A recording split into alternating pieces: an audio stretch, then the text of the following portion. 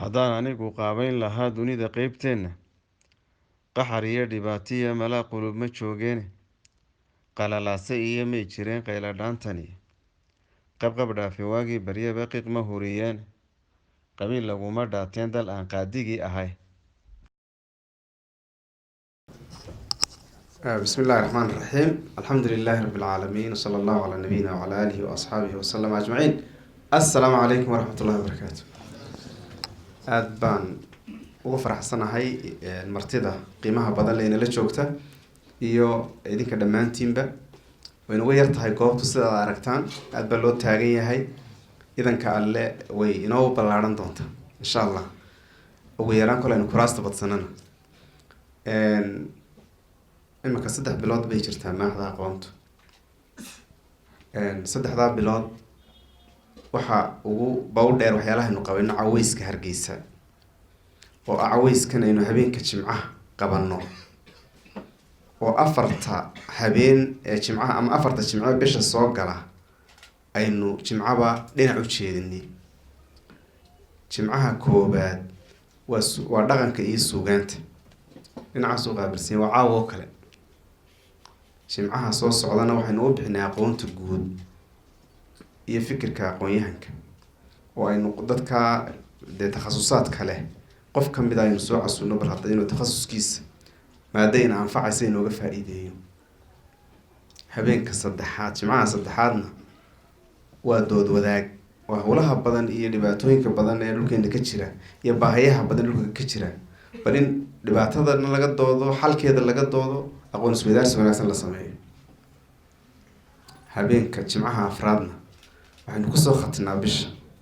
inaynu xaggii diinta aadno oo aynu kamaarad kusoo khatino sheekhaynu ka martino aqoon diineed oo Jimcii dhaweyto oo kale waynu kusoo khatinay sheekh al-Masiixiye halkan aynu ku qaadanay sidan oo kalena loo camiray insha Allah ta'ala kulamo kale khayr badan oo sidaynu rajeynayna soo dhawaada waxaan soo dhaweynayaa marka martida iyo idinka martida idinka la dhaxbaxaya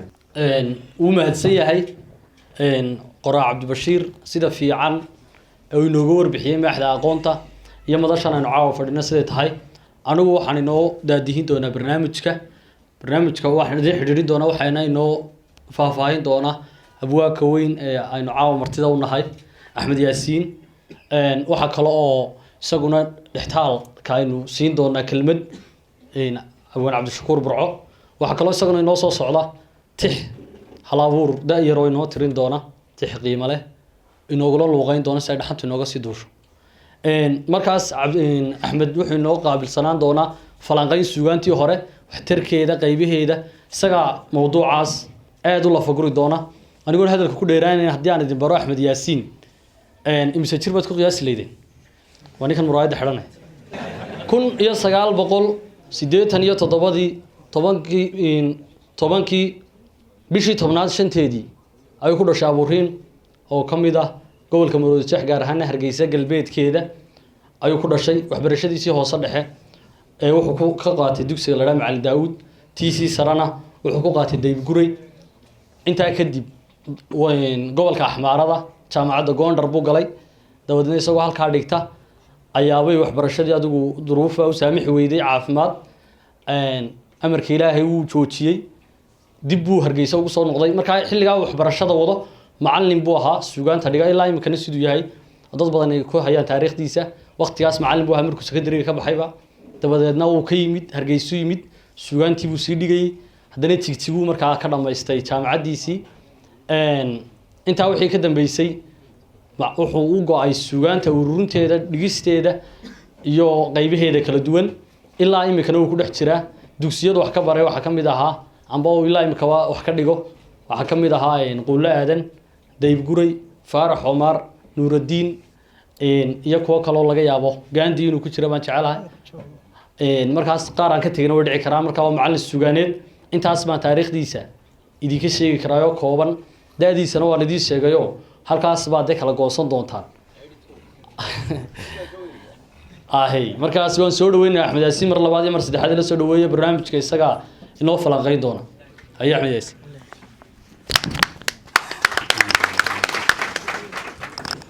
السلام عليكم ورحمة الله وبركاته. موضوع ليلي بي ليلي كهذا عدي أقوم مضنيد أقوم معقول سنيد aqoonteedii iyo waayo-aragnimadeeda balahayd horta waa Cabdibashiir hadday suugaan noqoto iyo hadday dhaqan noqoto iyo waliba hadday aqoon diineed oo labadaba ka sareysan noqoto waxaa la yidhi faras fankii nin ka degay meel dhaantuu waayay kugu qabsatay iyo qadar allana waa la qaataa baa la yidhi markaa uma malaynaya inaan wax badan idinku kordhin doono intaan wax ka aqaano ama ka maqlay ama waayeelka aan ka daleeyay un baan waxoogaa idinkala wadaagi doonaa ujeedada ugu badan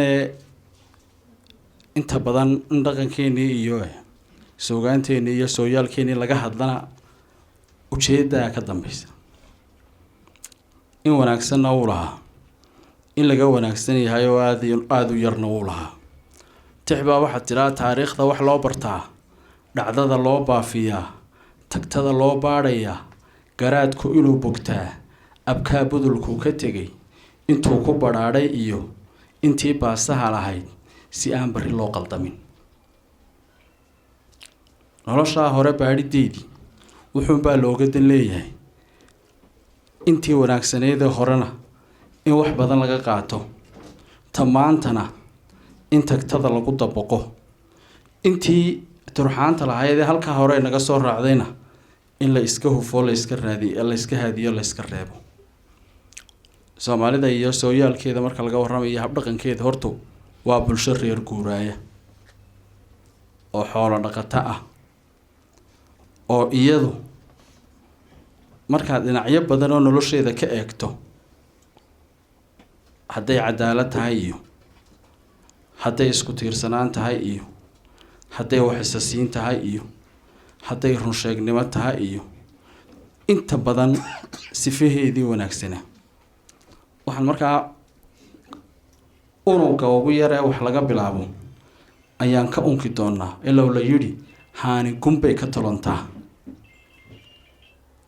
bulsho waxay ka bilaabantaa qof loo geeyay qof baa waxay noqdaan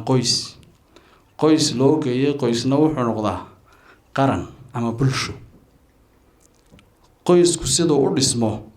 ayaanay ku xidhan tahay sidii ummadaasi guud ahaan u ekaanayso markaan ka sheekayno qoysaskii hore iyo aasaaskoodii iyo siday ahaan jireen ayaynu haddana bal qoyskaa dhismihiisa iyo qoysas markay noqdaan siday u wada dhaqmi jireen ee u wada noolaan jireen bayn waxoogaa isdul taagi doonaa sida aadamuhuba uga soo jeedo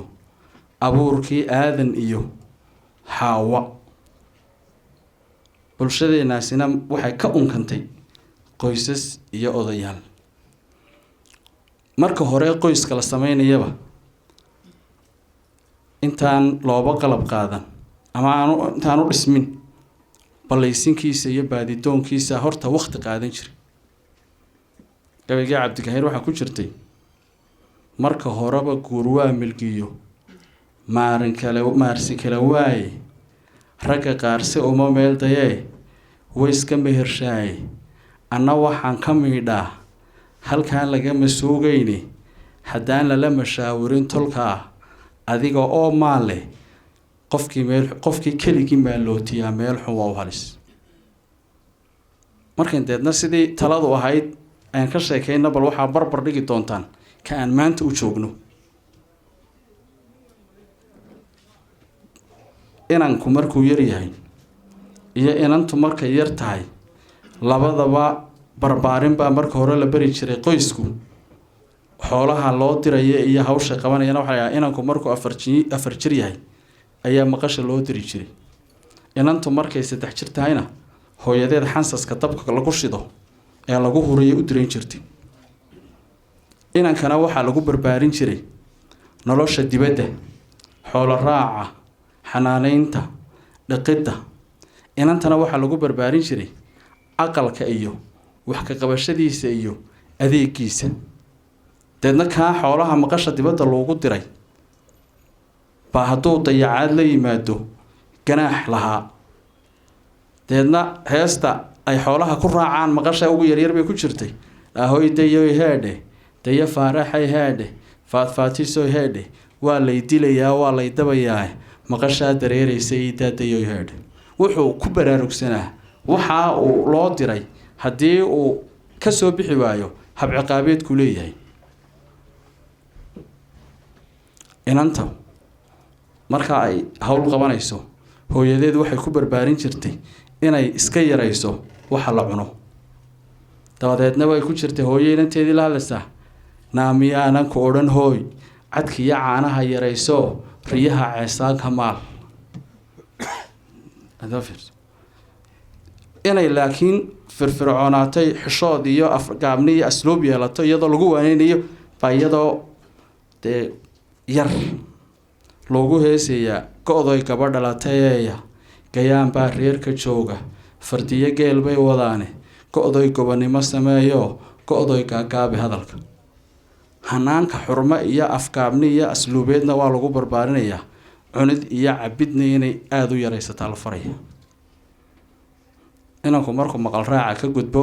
ee uu ari jirta u gudbo ee uu dabadhoonka u gudbo ee uu geel jirka noqdo ayay inantuna intaa waxaa la barayaa yaraanteeda sida hararka iyo kabada iyo cawska iyo aloolka loo sameeyo. iyadii weli waxaa loo diyaarinayaa aqalkay ugu hoyan lahayd agabkii uu ka dhisnaa iyo sidii loo samayn lahaa. isagana weli waxaa lagu tarbiyanaynayaa la barayaa wixii qoysku ku noolaan lahaa sidii loo dhiqi lahaa ee loo dhaqaalayn lahaa.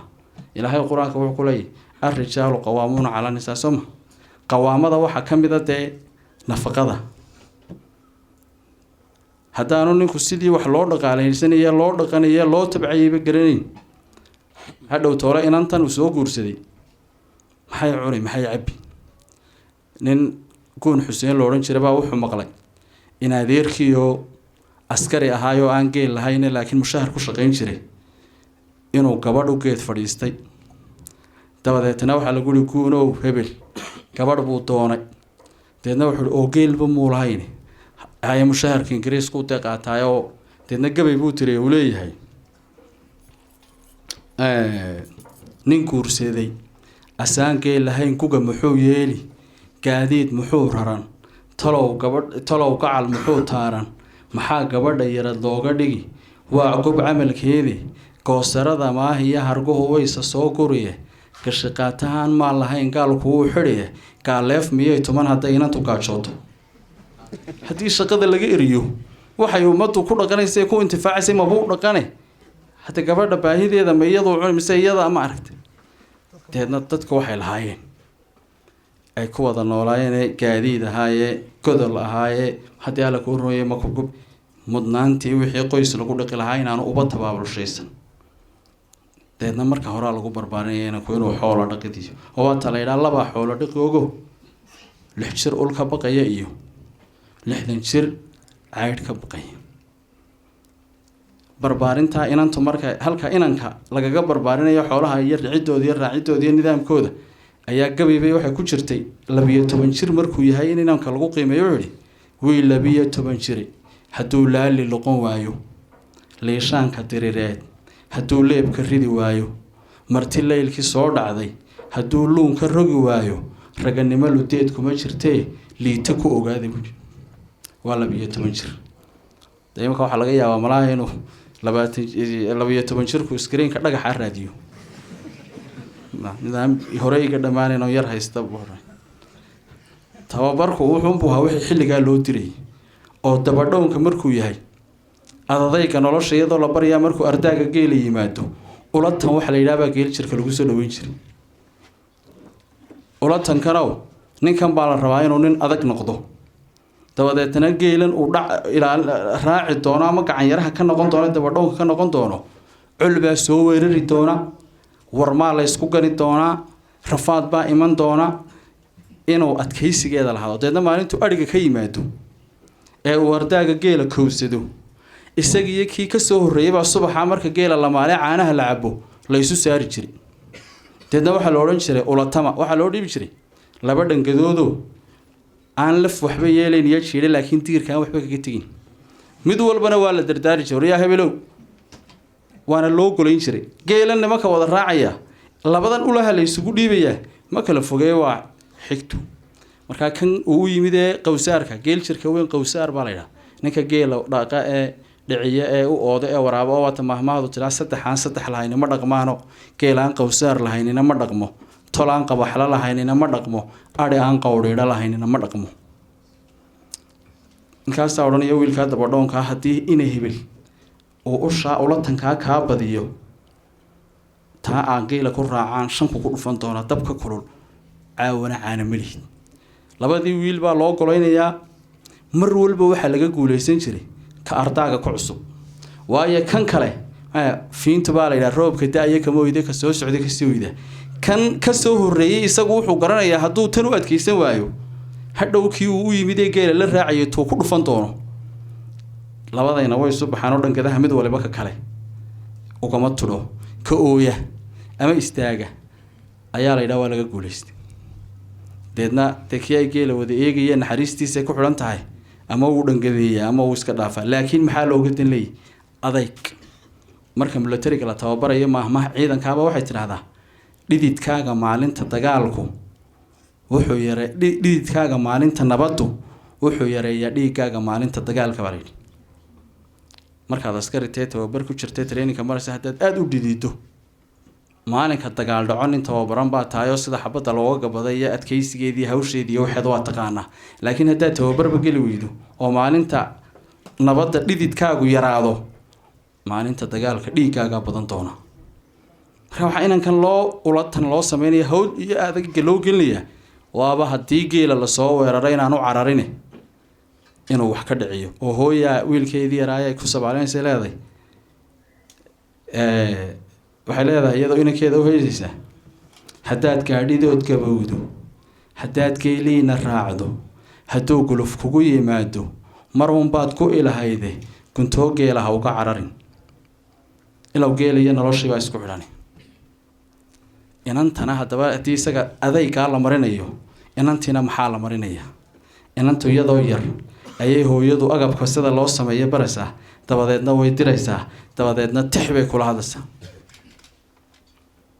waa inantii oo mooyihii bay hooyadee tumaysaayo deedna tix bay hees hawladii mooyaha ay ku tumaysay dabadeedna u adeegsata waa leedahay gacaloy gacaloy gabadhayda yarey afar kaaga digaa kaaga dayrinaya kaaga diindhigaya ninka gaaban ha guursan oo waxaabad u guursan hadduu geelu cadhoobo gunduhuu ka dhayaayo garabsaarka ma gaadho ninka dheerra ha guursan oo waxaanad u guursan marka gaaja timaado guriguu iskoglaa waa bukaa ku idhaa ma buko ha bukoodo beerka cara ha guys fulaygiina ha guursan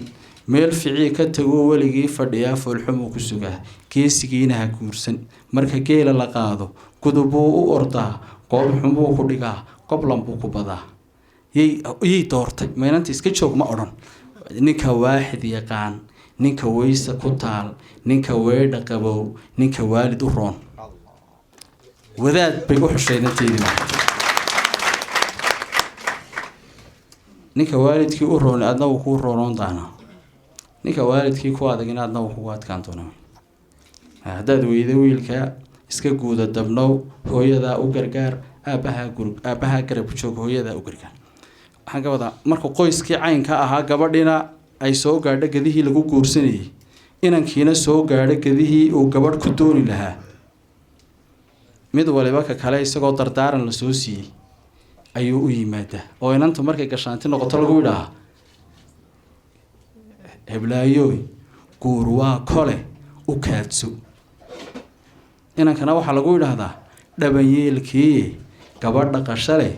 ogow maxaa looga jeedaa inanta guur waa kole u kaadso hadduu mar reerkaagu kaa dumo siduu kol dambe lagugu guursadaa way adag tahay oo waxaa la yidhaahdaa haddii gabadh mar lasoo dalaaqo qaacidadani magaalada kama shaqeynaysa iminka waagaasii shaqeynayso waagaa ninkana waxaa ka go-naa inuu reer haysto gabadhana waxaa ka go-nayd inay reer haysato iminka laakiin muuyi maa wal soo ciyaar tagaa inantu markuu ninku is idhaahda markaan laleeyahay guur waa u kale u kaadso macneed waxa weyn haddii la furo mar nin kastaa guurka gabadhaa lasoo furay kuma degdegi jirin waayo qaacidaa jirta odhanaysa gabadh lasoo furay wixii lagu furay faraqay ku siitaa waxaa la aaminsanaa gabadh wanaagsan nina ma furin gabadh wanaagsan halkee ay u dhaxday kama waayo sababo lagu furaba ma keensatay siday tahay ninkii gabadha guursaday markuu gabadha u geed fadhiistay gadaal ka ogaaday inay carma lahayd waa kii lahaa carma shubo kolkay inan ahayd calafku soo gaadhiye cilado badan markii lagu arkaa cawda loo jarae ceeba sheegi maayo allow maxaa cudurro hooseeya anuu waxba maan arag buu leeyay laakiin kii horeba oo talaydhaa nin maalin ma gaadhin ninna sanad ma gaadhin ninna weligaa ma gaadhin oo nin maalin colaadeedkaa faras fiicanna maalin ma gaadhin nin sanada idinka wadayaalo kala guurteenoo midna xoolihiisu meel barwaaqa u guuray midna meel halkiiba ka daran u guuray sanadkaa xoolo kuma gaadhin beeralaydana way gashaayeen nin sanadkaa beertu ka baaday ma gaadhin oo ninkay si fiican ugu baxdaa ma gaadho ninkaa gabadh wanaagsanna weligaaba ma gaadhin sideer buu inankuna odhan jiray gabadha uu la nolol wadaagayo hubin jiray gabadhuna ninka ay la nolol wadaagayso hubin jirtay deedna dee lala soo dardaarmay ayuu inankiina raadsanayaa gabadhi oo uu tijaabinaya iyadiina way iska tijaabinaysaa hal xidhaalaha la isweydiin jiray xasaabaha ku saabsanaa ama ciyaar dhaqameedda ku saabsanaa waxay ahayd jirab lagu ogaanayay qofkan caqliyadiisu intay wax furfuri kartaa intay wax maareyn kartaa oo haddii hanti la isku raaco hantidu si fududna way isaga baabaadaa si fududna waa lagu helaa hadraayo waa kii lahaa meel dheerna way kala tagaan kay ku dhowdahay meel dhowna wuu kula kulmaa kay ka dheer tahay hasheeyo adduunkuna hanti dhaxala maahay har wareega weeyoo la helaa la waaya laakiin quruxduna waa wax iska guurguura midda kale quruxaan dadnimo lahayn oon dhaqan lahayn oon dabeecad lahayn oon xilkasnimo lahayn dadkii hore waxay u yaqaaneen gabadha quruxda badan ee laakiin intaa dadnimada aan lahayn laakiin muuqaalkeedu soo jiidashada leeyahy waa saddex way ku hodaa har arooriyaad hogol xagaa iyo hilaac basariba uu ku hodaa baa layidhi gabadh hilaacaysa laakiin dee aan ma aragtay waxba u hooseyn intii dadnimada oo ninkii aabihii weydiiyey ku yihi aabbo saddex adigaa igu dhalay adigaana igaga wanaagsan tilmaamayso garaaqoonnimadaada igu dhalay adigaana igaga fiican oo gartaad gashaa way dhammaataa guur badnaantaada igu dhalay adaana iga dumar wanaagsan buuri oo haweenkaagu haweenkayga ma gaadhaan sahamintana adaa igu dhalayoo in wax lasoo sahamiyo anigu meeshaan u guuro een xoolaha u rarayo halkaadu u guurtaa way kala fiicnaadaana aabbo maxaa dhacay wuxuu ku yidhi adigu garta madaxaad ka gashaa anna mijahaan ka galaa laba cusub oo markaa intay hawli dhex martay is-haysta oo mid waliba carcartiisii qabo midi midi ku taaga ayaa garisula kaa yimaada way kugu rafataa laakiin anigu laba isla soo daalay oo hiirdaysa ayuun baan idin idhaahdaa wax ma idinkala idhaa mid waliba isagoo ku raaliya gartaan qaadun buu haayana dheh waan kala idhaa way kala tagaan buuhi guurka buuhi maahmaha baa tidhaa wiila waa fool raac waa yeelo waa firraac baa layidhi wiil waa fool raac wejigan buu eegaa waayeelkuse waa firraac gabadha iyo hooyadeed iyo ayeydeed iyo awowgeed iyo halkay ka soo jeedo oo waata la yidhaahda guur iyo geediba waa loo sahamiyaa deedna wuxuu yidhi adiguna gabadha quruxda badan ee aragtaba iyo ku dhaafin baa tidhaa anna halkay ka soo jeeda markaan hubsado ayaan tuu indhaha laga lalinaya idhaa ma aragtay halaysiiyo heblaayo sahamintana anaa kugu dhalay laakiin dooga xoolahaaga baarkiisa ay goostaan ayay kuwayguna badhidiisa la baxaan buuhi mahmaha baa tidhaahda haddaad sahan tahay deegaankaad maraysa doogga ku yaalla lama eege duunyada joogtaa la eega hadday aada meesha u doog badan tahay laakiin xoolaha jooga xayeesh yihiin nafaqo ma leh laakiin haddii meeshu iskaba maaragtay aanu doog badan lahayn laakiin xoolaha joogaa taransadeen way ma aragtay xoolaha waa lagu sahamiya waxaan u jeedaa barbaarintaa hore ay soo mareen iyo gashaantinimada gabadho markay ninka halxidhaalaha weydiinayso waa qofnimadiisa iyo garashadiisa iyo caqliyadiisa eeg muuqaalkiisa ma eegayso sideer isaguna garashadeeda iyo caqligeeda iyo nidaamkeeda inuu hubiyo hadalka waan dee iska kolay soo koobayaa gabadho marka ama gege ciyaareed ku kulmaan ama goob ku kulmaan ereyada ninbaa gabadh wuxuu ku guursaday erey iyagoo hablo ah oo arah ah. arahda waxaa la yidhahdaa habluhu marka ay doonanayaan intay koox isu raacaan ayay doonan jireen caws ay harar ka samaystaan. gabaygii sayidkay ku jirtay gabay inuu sayidka ayin kala mahbay muxuu nintii rasaas suguntay meel rag isku helay hoogay arah baale. marka arahdu waa haween kooxaho ujeedadoodu tahay inay soo gurtaan une doogaa maadha ah. deedna haweenkiibuu is yidhi la hadal, way iska wada dhaqaaqeen. deedna gabadh baa gabdhihii ku tidhi ninku wuxuu ina weydiinba war uma haysaane ha ka dhaqaaqina erey bay markaa tidhi waxaanad sidinoo ku culaysiye lafarag baa jira balugta u dhiga. waxaanad sidinoo ku culaysiya lafarag baa maxay ujeedaa xurmo iyo ixtiraam. sidee meeshay doonaanba ha ku kulmaane hadday ciyaar ku kulmaan iyo hadday ceel ku kulmaanba inantu ninka usoo haasaabo taga hal xidhaalay weydiinaysa ma ka jawaab mise ka jawaabi waa. ninka ka jawaabaa inuu nin caqligiisu furan yahay oo wax garan kara. oo inanti loo soo haasaabo tagay ninka ku tidhi dhulka duub dabadeedna yidhi dee ma dhulbaa duubma dhul duubmi maayee gabadh yahay haasaabo tag baan ahay wax iga dhigayso iskaga dhaqaaqday. hadda iyaba waa ogtahay inaan dhul duubmin laakiin waxbaa ka dambeeya. mar dambe soo haasaabo tagay markuu yihi dhulka duub ka dhaqaaqun buu waay ka kac annagaa duubiya xaggay tegidii ma dhulbaa duubmaya.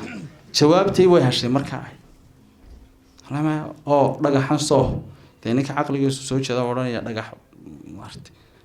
sida caadi ba looga fikiraa dhagax ma soo ma xadhig maad malaa wad yar khaldantay malaa maydhax baad ii soo wadi maydhax kuma wadina xadhigga soo dhagaxan soo dee nina soo calali buu odhanaya maydhaxda in la calaliyaa ka horeysa. dee nina waa kaa yidhi dhagax ma sohmee malaha maskaxdaadaan caadi u shaqaynin. inantii odaygii inanta keliya lahaa saddexda nin usoo ardaa galeen ee tidhi aaba saddexdoodaba 3 erey haddii ka jawaabaan ninkaas iigu ducee. waa kii lahaa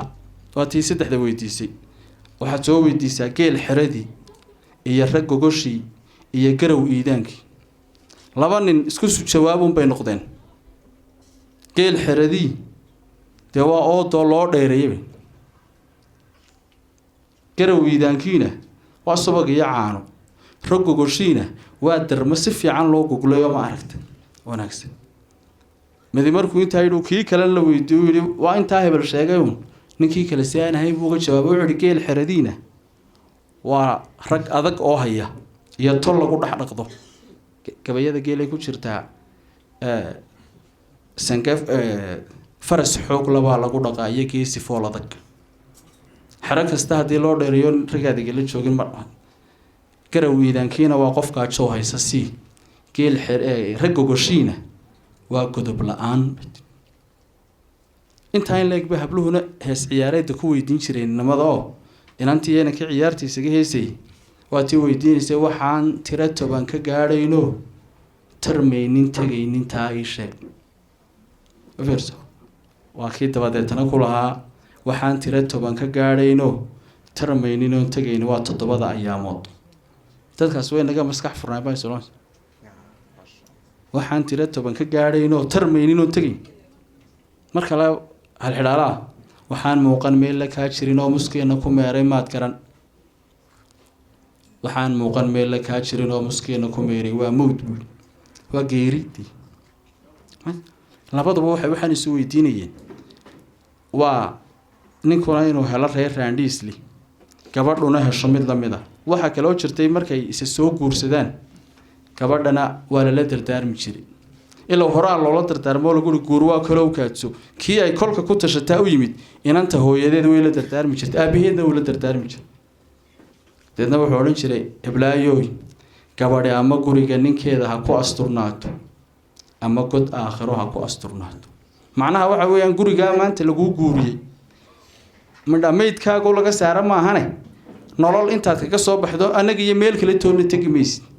taasaa keenaysay deedna inay gabadha gurigeeda dhib kastoo culayska hadduu jiro inay ku fara adeegto hadday ka soo dudana 3 su'aalood baa gabadha la weydiin jiray ninkii baa ku dhibatay way ka timid aabaheed ma lagu dilaa hadday may noqoto ma lagu caaya oo waliba caydee nasab caaya ma lagu geystaa may hadday noqoto ninku ma ku qadiyaa hadday may tiraa ha ciyaarina reerkaagii ku noqo la oran jiray hadaba laayo reerkaagii ku noqo haddii ay dhacdo oo heesaha ay ku jirtaa ogub lagu uleeyay waas ciyaareedii ku umulada jilaal iyo aradku dumarka wow balabul ogub lagu uleeyay ku umulada jilaal iyo aradku dumarka wow balab inay aradnaata iyo in iyadoo aan reer garacan loo qaadaya in ma aragta afcamalaydo maanta ninku gabadh doono Soomaalida dhaqankeeda waxa kamid ah in isna xigtadii raacdo gabadhana xigtadeed goobta joogto sida qoyska maanta inaan kuno oo u yiraahdo un aabba gabadh baan doonayaa khamiistan gabadh u fariisanaya beebal saa ula soco ee reerka tigidhadu ugu yimaadaan inantuna ay u tiraahdo waa la soo doonayaa ee aan tala badan loo kala helin ma jirin hadhowna lagu war helo un waa la kala tagay sida maalintu doonayo reerkooda ugu raacayaan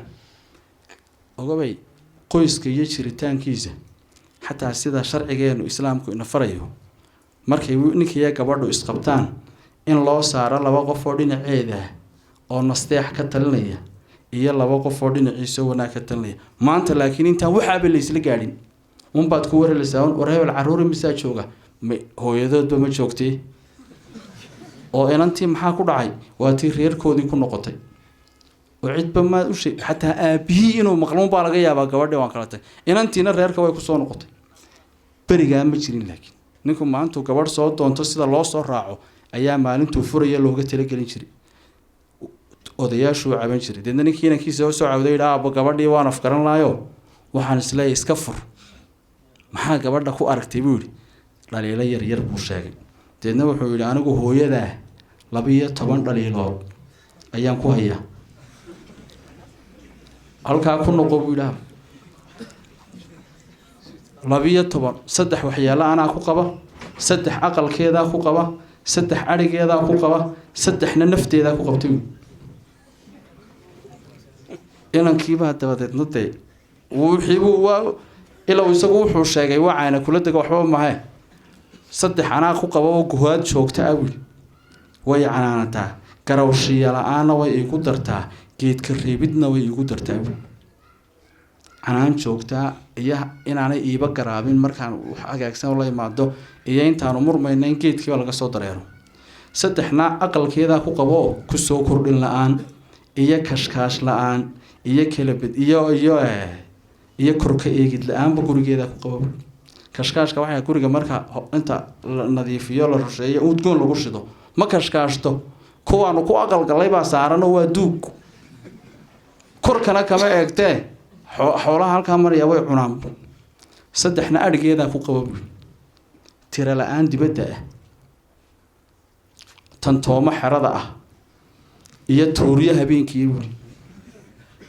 markuu xooluhu soo hooyanayaan hadda daaqal qolqolkan oo kala lagu shaqeyn jiray dabadeedna xooluhu markay halka ka soo galeen xeradoodu xaggaas markay u socdaan dumarku galabtii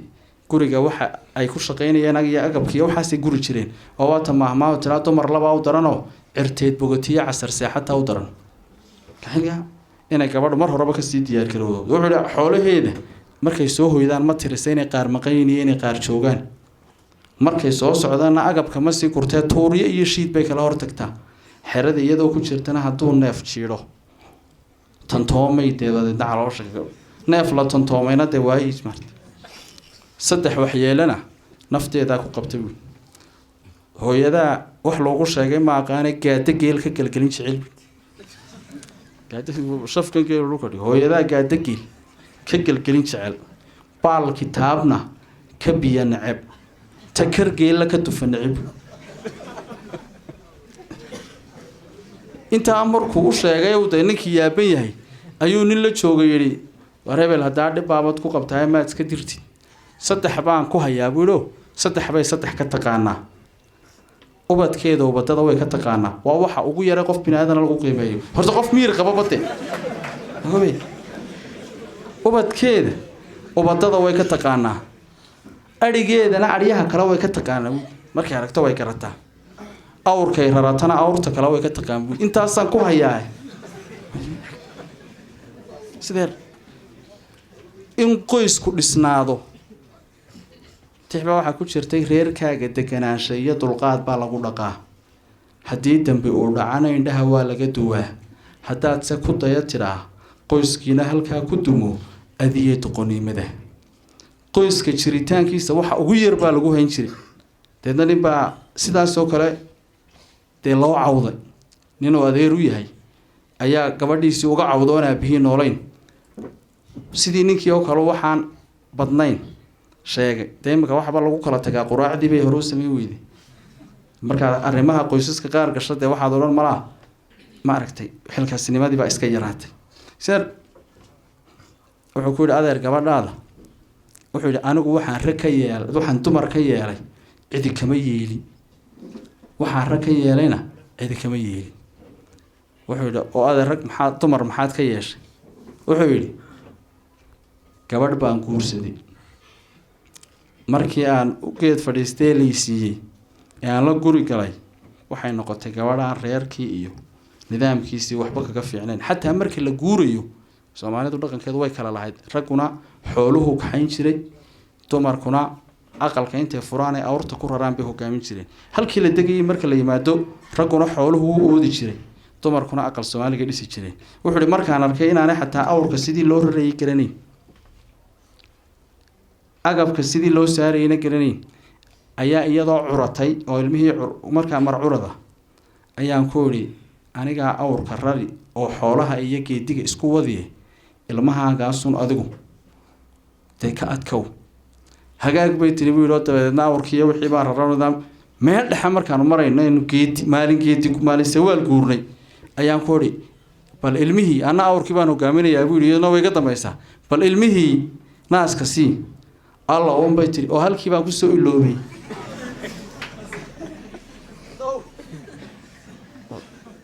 markii baan awrkii joojiyeyo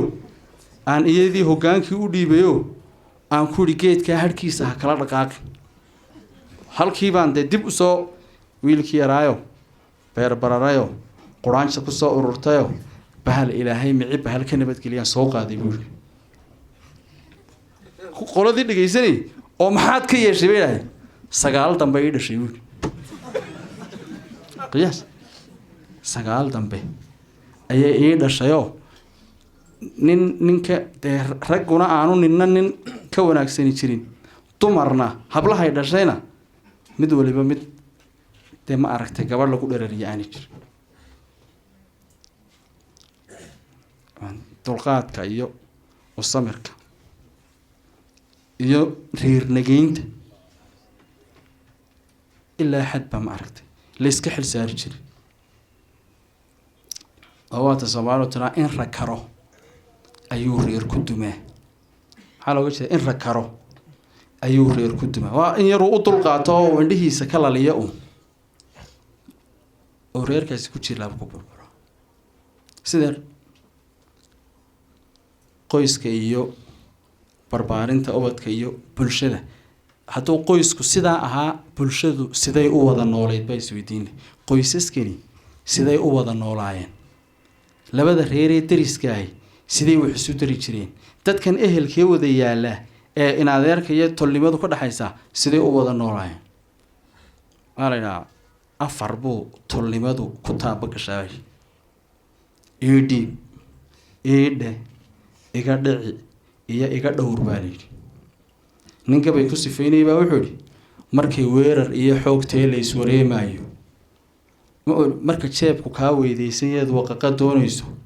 ama weerar iyo xoog tee la iswareemayo ama weedhagee taagantay kaa weecsantay taladu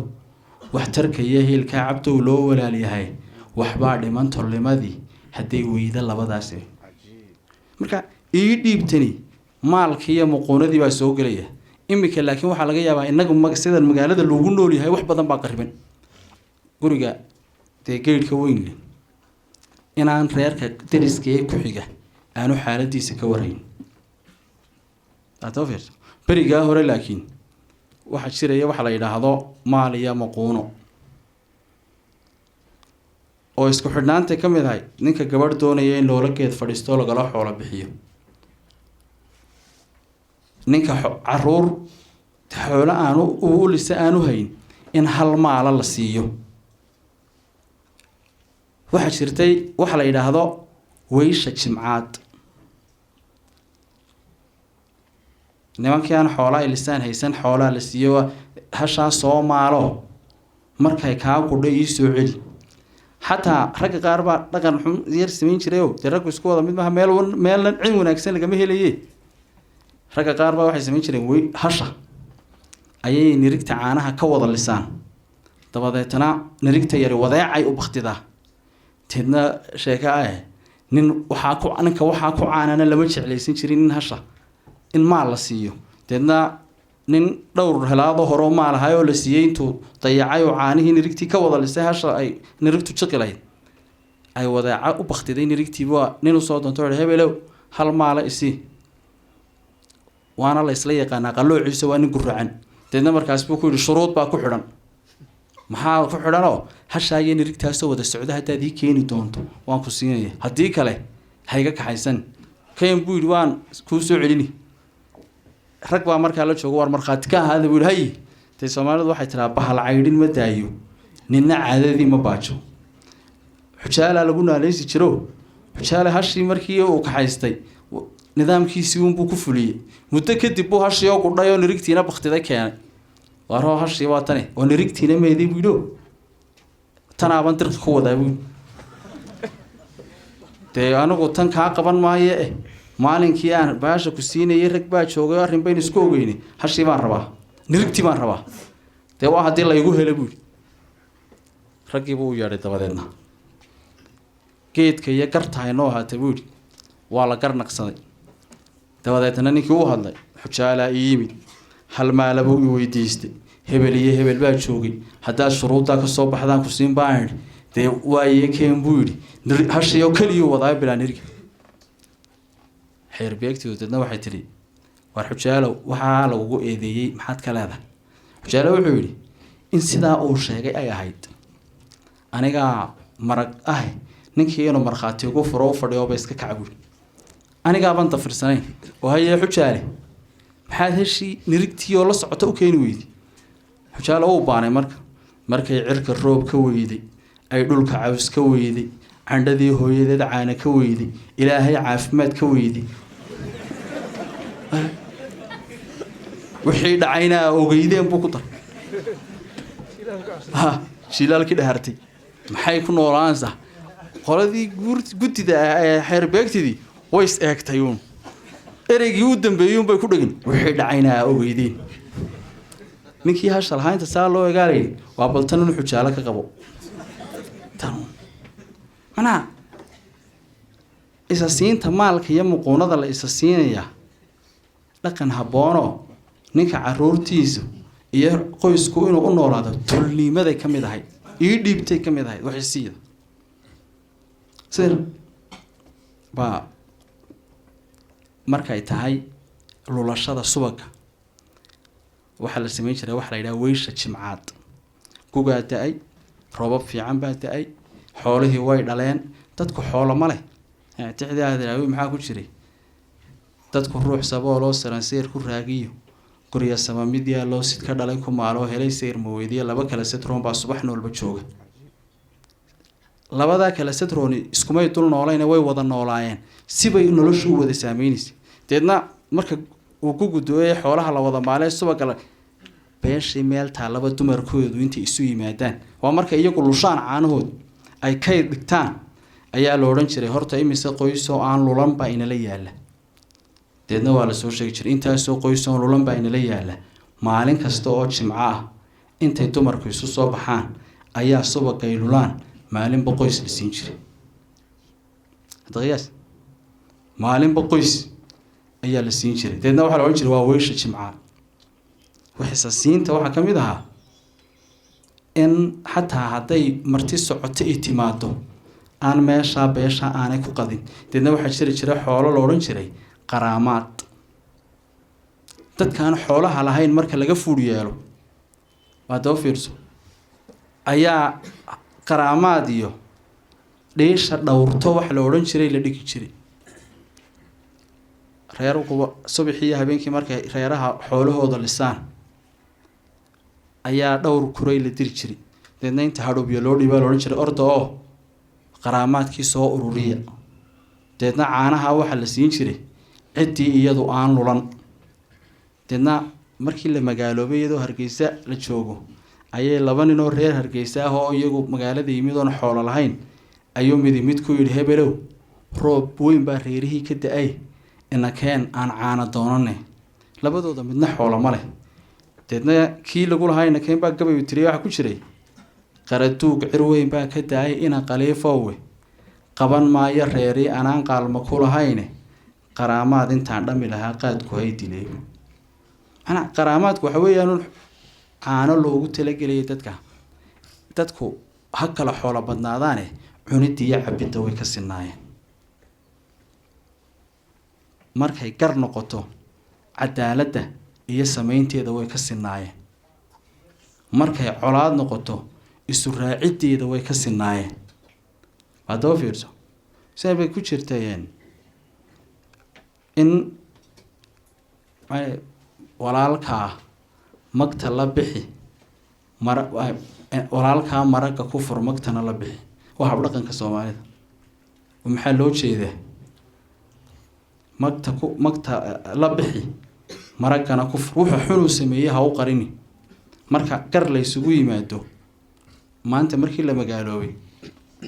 maxkamadaha waxaad arkaysaa kiis 15 sano ku jira lama dhameyn kari waayay.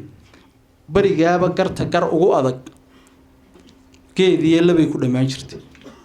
manaa daacad baa laga ahaa oo ninka garta qaloociya magac xumuu ka baqay. hadduu xaguur noqdana wuu tilmaanaa in qariban buu ahaa. seer bay cambare iyo hore tixdoodii ku jireen. ma taqaan gobaaday garcadaaga odayga guurtirima ku yeeshay guddi xaajo loo saariyo misna marga aan gali. dabadeedna isagoo ka jawaabayo lahaa marka hore wuxuu gabay faral guula ku lahaa gar kastoo loo dhiibana wuxuu dhaafsadaa gows. qofka aan isagu wanaagsaneyn markiisa hore u calaamadsan oo dadka iyagoo kala yaqaan baa la odhan jiray haddii war la keeno warka ayaa sheegay deedna hebel baa warkaa keenay hebel waa looga qaateen baa la odhan jiray hebel waa looga qaateen. warkaas waa wax suuragal ah. mid kale war sheegaya warkii markuu beesha soo gaadho duqeyd u yimaado warka ayaa sheegay hebel warkiisa waa la barinayaa baa la odhan jiray. hebel warkiisa hadda oga la odhan maayo hebel waa beenaale. oo hadalku wuxuu ku qurux bad dadnaan bay iyagu adeegsan jireen. deedna ma hebel baa sheegay haddaa hebel warkiisa waa la barinayaa. nin baa lagu yidhi hilib ka waran hebelow hilib. wuxuu yidhi hilib wanaaggii haddaad rabto lafah ku yaallo. habla ka waran baa ha xishoodaan buu yidhi. habla wanaagood ha xishoodaan. hadal wanaaggii ka waran baa yidhi hadadnaado ha ahaado. marka iyagu ereygay adeegsan jireen xataa ayaa mid shaqlan oo deedan ahaa la garan. indheer garadnimo iyo wax aqoonnimana way barbar socotay. xurmo ka yarna la xanaaneynayo ka weynna la xurmeynayaa barbar socotay. oo waa kuwa yidhaahda cirana cise mudan ciro cise mudan garina cadaalad mudan gobina maamuus mudan baa lii. waa ninka weyne hadduu si wax uga weecdaan inta hareeraha joogta marka nin yaroo nin weyn si xun ula hadlaya la arka waxa la odhan jiray codkii bogte cimrigii ma bogto. baad oo fiirso haddaa is tiraahdo afkaa hortay bannaan u hadal aan la mahadin baad cid aan mahadin ku odhan doontaa. dabadeetana codkii bogte cimrigii ma bogto. sida wada noolaanshiyaha waxaa ka mid ahaa hadduu ninku isagoo socoto ah ku soo baxo reer degaya iskamuu dhaafi jirin ee intuu ku weecdo ayuu laanu soo goyn jiray hadduu isagoo socdo arka laba nin aanu garanayno isku maranna oo dee ma aragtay wax isku haya uu ku weecan jiro waxay isku hayaan buu warsan jiray waa waxyaabaha maanta magaalada inagaga dhintay lagu odhanayo miyaad garanaysaa maya haddaa maxaa kugu watayna dhaafi berigaaddeedna waa la odhan jiray reer degayana tis baa loo ritaa rag ishayana erey baa loo ritaa dabeedna iyagoo isku jiqa haddaad aragto inaanad dhaafine aad ka qaldan runta u sheegtay dabeedna waxaa la yidhahdaa nin socoto ah ayaa hali ka hor timid dabeedna hashii buu isyidhi malaa way soo luntay celi dhowr jeer markii hashii waddada kala baxbaxday ay noqon weyday soo hal reer ay taqaano ku socota ayuu markay kayntii xaggaa u carartay noqon weyday buu iska soo dhaafay dhabbihii cabaar markuu hayay buu ninka hor yimid dabeedna ninkiiba isa salaameen way is dhaafeen isma garanayaan ninkan show ay isweydaarinayaan hasha raadkeedu hayaa wuxuu arkay hashiio waddadii laga duway iyo raadkan ka duway xaggay waddada uga baxday buu maray cabaar maray socotay buu dee marka waddada waxoogaa hayay kayntii buu arkay hashio waraabayaal cunayn dabeedna raadkii waddada ka duway hasha ayuu dib u soo raacay ninkiibuu dhexda ku soo gaadhay ma ay garanaysaa buu yidhi ma ay ku garan maayay buu yidhi hadda ka hor so halkaa iskumaynaa soo dhaafin buu yidhi dee intaa mooye aqoon kale kuuma lihi buu yidhi aniga hortay maxaa kaa hor yimid buu yidhi hal baa iga hortimid maxaa kala yeesheen waxaan siri way soo luntay celiyo markii noqon weyday waddada ka baxdo anna waan iskaga tegay hashay waraabayaal baa cunay buu yidhi reeray taqaanaanay ku socotay hashaydii isii hal anigu halkaama arage hashaa burkayn waraabaa cunay waraabihii miyaa dishid buu yidhi war waraabaha adaa u geeyey wadda iyagoo isku jiqabay niman tii soo mareen maxaa isku haysaan bay yidhahdeen wixii ay isku hayeen ayay uga warrameen hashaas baan reeray taqaano ku socotay waan daba socday ninkanaa ka horimi waddadu ka kii baa lagu yidhi hasha waddada hal su-aalun baa la weydiiyey hasha waddada ma ka duday waan ka duway haa laakiin ismaan lahayn ma aragtay celi baabaan islaa war adigu sow kamaa duwin haa hasha waa lagugu leeyahay iska bixi baa layidhi muran muu gelinba mahmaah buu laakiin ka tegay tiraa war ilayn si allaa loo qaamooba si allana waa loo qaamooba macnaha dad dhexdooda ama qofka ha garteen ama yay garane xataa ka xusi xun u socda gacanta qabtoo ka daa yidhaahda dad waxaa la wada leeyahay ilaashada inan si qaylo dheer u hadlaysa hadduu nin arko ma garanayo inantu laakiin qof bay u yeedhaysa hebelow bay ninka ugu dhowee waayeelkaabaa odhan jiray ama ma aragtay aamu erey dheeri waa abaare muxuu jeedaa erey dheeri waa abaar codka haweenka gabadhan qaylinaysa codkeedu waa cawro ogbi haddii cawrada la dadi waayo waxaa imaanaysa ciqaab alla oo noqon karta inuu ilaahay roobba keeni waayo hadduu roob di'i waayo dhulka wax ka soo bixi waayaan dadkuna dee xoolahay ku nool yihiin noolaan maayaan sideer buu leey erey dheeri waa abaare aad yar hadallo aamus iminka laakiin qofka si qariban u socda ma shareecada inuu farasa waxa qariban aad aragto kacan wax kaga qabo haddaad awoodi weydo af wax kaga qabo haddaad awoodi weydo hadday qalbiga ka nacoys kaga tag iyagu laakiin marka horeba af bay wax kaga qaban jireen oo ninkii garta la qaadaya la qalloocinayo arkay intuu ninkii guurtida ha saa weegay buu yidhi laba mahmoodeen guddiyey milil dushii lama dhayo oo macnaheedu yee war ninkan qaldan runta u sheegoo dadka ka qabta mid kale wuxuu yidhi uu arkay geedkii uu fadhiyey iyadoo laba ninoo nin il ka riday badnaan lagu tixgelinaya inuu reer badan ka soo jeedo wuxuu ku yidhi guurtidii oo ishii ku xaqaysa dee wax yar hal iyo ida iyo guudiyey il reer hebel ha xaqinee il islaam xaqa buu yidhi muxuu jeeda waa la isu fara sheeganaya war guurtii il islaam xaqa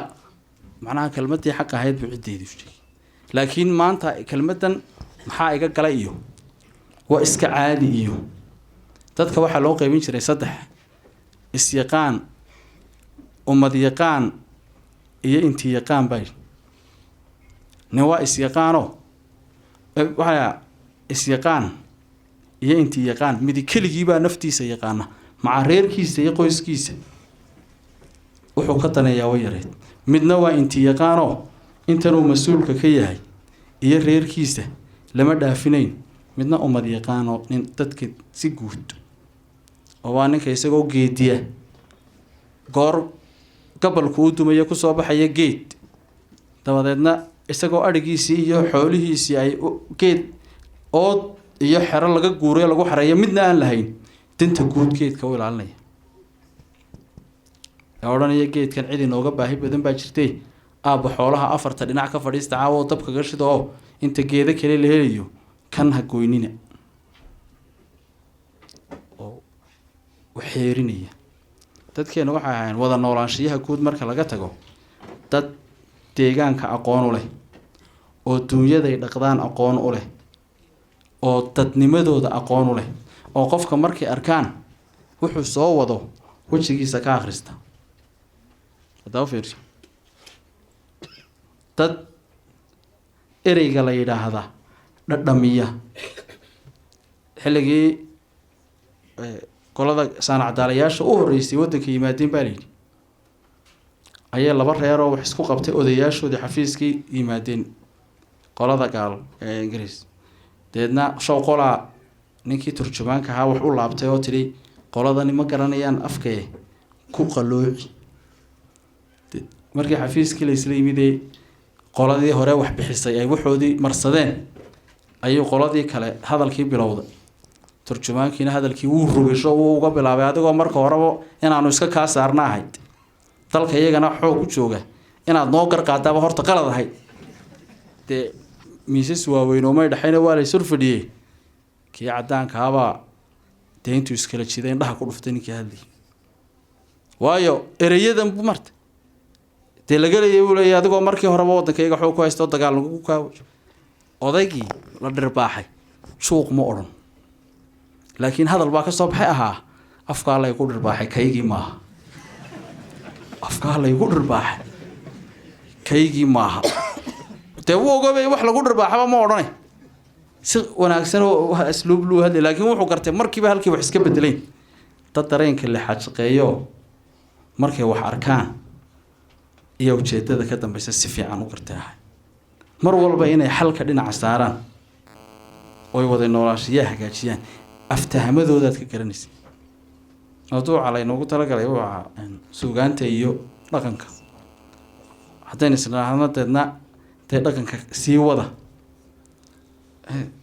uu inagu baahayaa. macallimiintuna hadday hadalka bilaabaan ma joojiyaan. siday tahay haddaan in yar suugaanta ka dhex galo oo labadu way isku lamaayin horta suugaanta iyo dhaqanku wax kala baxsan ma aha. waayo waxaa la yidhaha suugaantaa dhaqanka xambaarta oo anigii idiin sheegaya hadraawo hadda noole tixdu tirnay waa tii ku jirtay dee haddii la kuureysa markii heestiisa xarle ku sinaan dharaartii la sarkooyay dunida laba kala sadroon baa subax noolba jooga. waxaa la yidhaha marka laga horeeyo suugaantu maxay faa-iide iyo khasaare leedahay. suugaantu maxay tartaa waa su-aalo sooma. soomaalidii hore afkeedaaba isku wada beegnaayo mad waliba uu ereye isku toosanoo hal xidhaala oo iska ahaa xaraf raac leh. oo marka la leeyahay tolnimadu saddex bay ku taabo gashaa nin qaldan qabashadii nin quman quweyntii iyo nin qatan quudintii. xaraf raac bay leedahay. hadalkeeda caadigaabaa xaraf raac leh mahmaheeda xaraf raac leh. oo marka garta laga sheekeynaya gartu way u qaybsantaa dhiig iyo dhaqan. dhaqankaa usii qaybsama xilo iyo xoolo. xoolahaa usii qaybsama bar iyo beer. bartaa usii qaybsantaa magan iyo mooro. haddana dhiiggaa qaybsama qudh iyo qoon. walo fiirso manaa hadalkeeda oo dhan baa hab hal xaraf raaca ku fadhiya. haddaba suugaantu markaan leenahay dhaqankay xambaartaa faa-iido kalena way leedahay oo way kaydisaa waanay falkisaa. siday u falkisaabaa isweydiin leh way tarmisaa ereyga oo marka tix la tirinayo afar saddex macnay u samaysaa halkaa laabatadiina maxaa la yidhahdaa suxul qolana waxay tiraa xusul erey halabuurunbaa kala dhambalay kuwan adaga jidhkeena ku yaala marka tix ma a la tirinayo muruq baa la odhan marka tix ta a la tirinayana turuq baa la odhan marka tix ba a la tirinayana buruc baa la odhan sidii gabaygii ku jirtay aniga wayga maandadan ninka maalu soo galay ee mudankii ilaahay iyo martidii ka dhaban dhigay aakhiro wuxuu mudan aniga wayga maandadan ninka maranti aada leh ee tu kale uga muraad tegay aakhiro wuxuu mudan aniga wayga maandadan madal laysu soo baxay ma duciye madaacale ninka marag beena igu furay aakhiro wuxuu mudan aniga wayga maandadan ninkan markuu tixlan tirinayo saddex dambiyo waaweyn in la galay buu sheegayaa laakiin ilaahay naxariistiisa inay jirtana uu sheegayaa kuma xukumayo waa saddex ahlu naar in saddex dambiyo khalisa la galay laakiin naxariistii ilaahayna dabantaalo waxay mudan doonaan ay adag tahay laakiin aanu isagu sheegin u sheegi deedna waxaad ka dheehanaysaa dadka caqiidadoodu sida ahayd haddaa laku roon yahaye waxay jecel yihiin wuxuu ahaa wuxuu necab yahay wuxuu ahaa kolay mawduuca sugaanta cabdishakuur iyo horta saddexdan dee hareeraha iga fadhiya aniga ugu aqoon yar cabdibashiir ha noogu sarreeya isagu hadday waayeelnimo noqoto iyo hadday wax ogaan noqoto oo tala ninku kaa weyni ku baas kaa weyni labadan inee kale anigu waxba ma tiriye dee bahashay tiriyaan lafahay quraan labadooda da ahaan waan ka weynahay laakiin way aad bay iga maartay hadday tahanimo noqoto iyo hadday halabuurnimo noqoto marka iyagana bal ma aragtay aan ku wareejiyo